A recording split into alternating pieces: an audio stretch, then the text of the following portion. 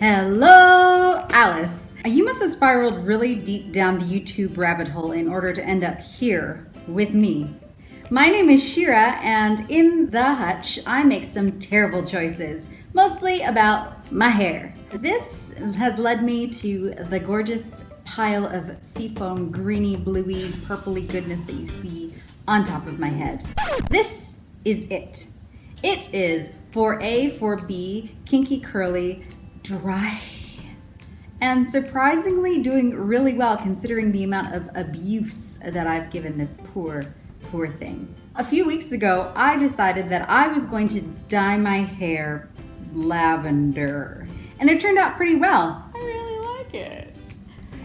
But then I washed my hair a series of times, and when I washed my hair, because it was originally yellow, only the blue is left over, leaving this gorgeous sort of seafoam greeny blue color. I did kind of like a shadow root, so my roots are definitely a little bit more bluey purple than the ends. Nonetheless, this is what I got. But I have to go back to work, and apparently green hair might not be the most appropriate color for work. And so, in homage to the seafoam green goodness that you see atop my head, I am gonna make some cupcakes. And these cupcakes are going to be decorated in the style of my hair. In order to make these absolutely fantastic, delicious cupcakes, I've decided that if I'm gonna go with green, I may as well go with mint. If I'm gonna make something minty, let's make it good. So that inspired me to go for After Eight. You might know After Eights. They are a wafer thin amount of chocolate, dark chocolate, with a minty center. I've decided I'm gonna be doing that. So I'll be making chocolate cupcakes with a minty topping, and then I will somehow make that minty topping look like my hair. I couldn't find any peppermint essence that wasn't gonna cost me like my firstborn child or a foot. So I decided that I'm gonna be making my own flavor concoction using Choco Mints, Mini Chalks, Mint Chalks. I'm really hoping that the minty outside of these is gonna be enough to give me that minty flavor that I'm going for, but if not, meh. The most important thing is an homage to my hair. You've never seen this place before. Welcome to my kitchen! So while you were away, or while I was away, I did a little bit of prepping. I threw all of my dried goods into a bowl for the cake, and now I'm gonna add the wet stuff. But the most important thing, the thing we're all really here for, is the icing. So let me mix this up, sift it out, and get ready to go. I have no idea why there's a hammer in the middle of my kitchen, but I'm glad it's here for those just in case situations.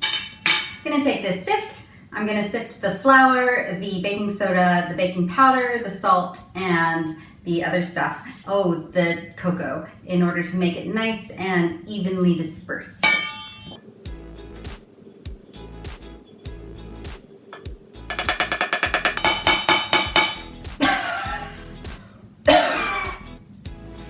And don't get me wrong, cocoa is delicious, but just not up the nose.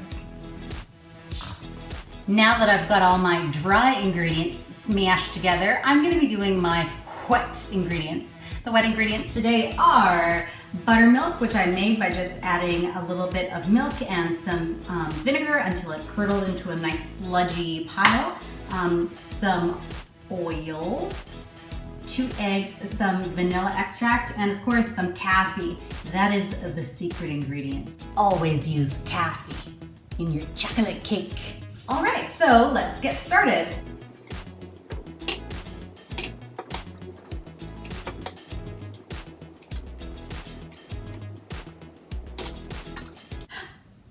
I can't start until I put on my required safety materials. Apron. Let's start. Now I'm gonna slowly start adding the hot coffee to the mix. It's really important that you add it slowly because you don't wanna have curdled eggs, because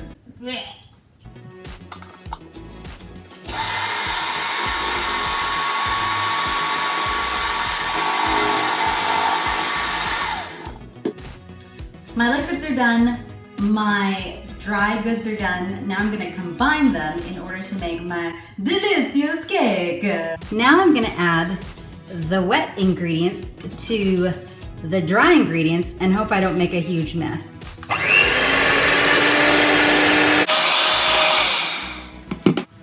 My last step is to scoop this delicious ready batter into these cups, pop it into my preheated oven, and get onto the icing.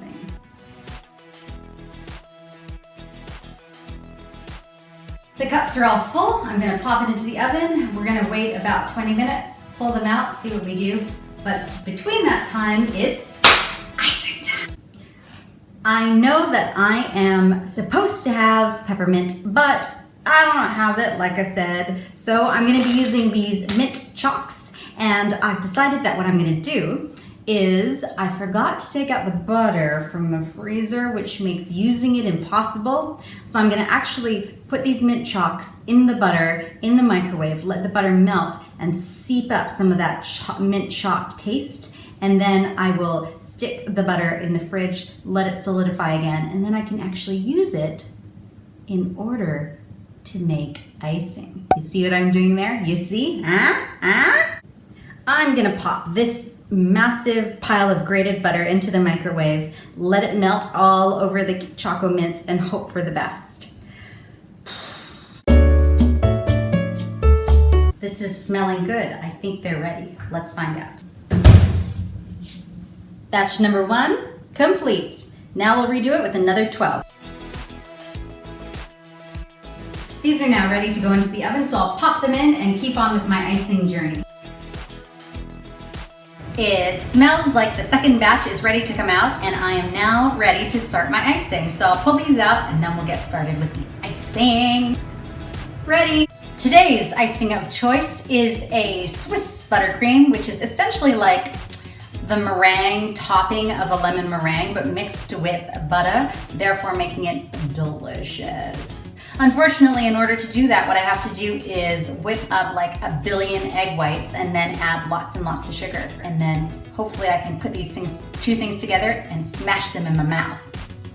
My job is to separate 6 egg whites and then add some sugar so that they can be whisked together.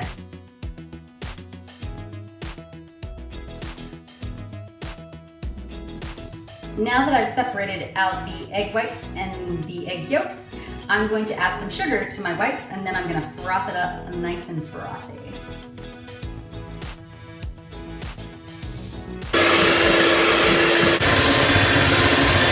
I'm going to take my handy dandy laser thermometer. I'm going to point it at my froth and hope that it will reach 71 degrees Celsius. That's when I know that this is ready to come off the heat.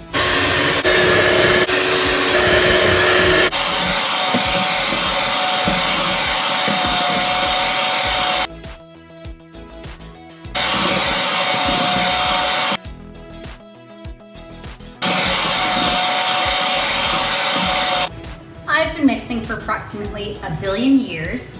I keep testing this, but it's not getting over like 60 degrees Celsius. But all of the sugar has dissolved into the frothy whiteness, making beautiful clouds.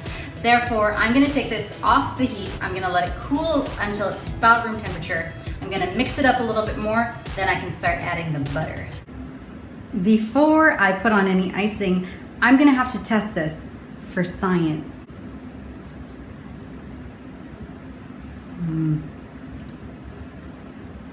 That's right. So I whipped the whites. They weren't forming, they were kind of just doing like soft peaks. So you'd lift up the floof and it would just go. And so I put it in the fridge like it said you could in order to help it. And I let it sit there for about 15 minutes. Then I came back out and I whipped some more, and then it just kind of turned into sludge. Not great. I decided I was gonna add a little bit of butter because I'm supposed to do that. And when I did, the result was this. None of this seems to me to be what I'm trying to do. So, thinking on my feet, I've decided that I'm going to make this the minty filling for my cupcakes. I'll cut little holes in my cupcakes. I will then spooge this inside as a little surprise for people when they bite in, and I'll just make a basic buttercream icing for the rest of the cake.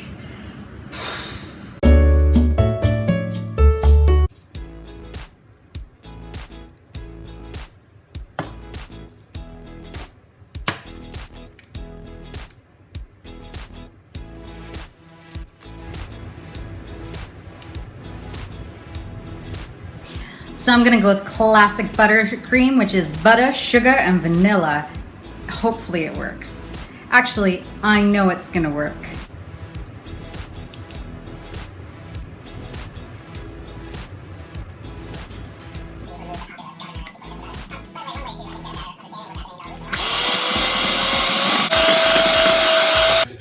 Going missing in Cambodia, so that's pretty dark.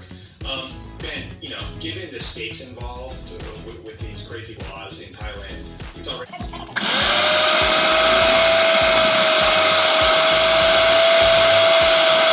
I whipped the butter to death, and now I'm gonna add a little spot of blue food coloring and a little spot of green food coloring in separate containers, because then maybe I can create a swirly effect with the two different colors. Let's give it a try.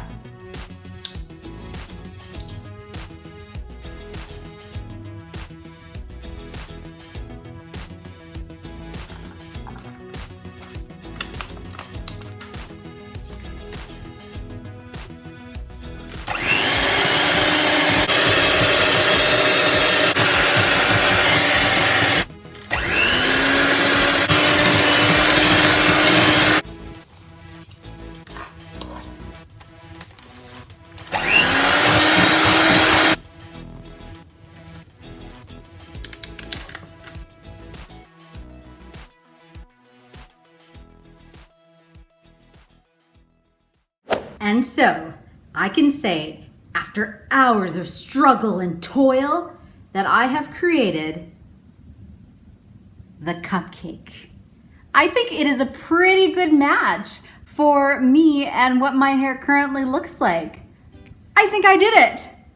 So, if you have any interest in watching me do something else kind of ridiculous, feel free to like, subscribe, and click that notification bell so you can get an opportunity to watch me do something else really dumb. Until next time, bye!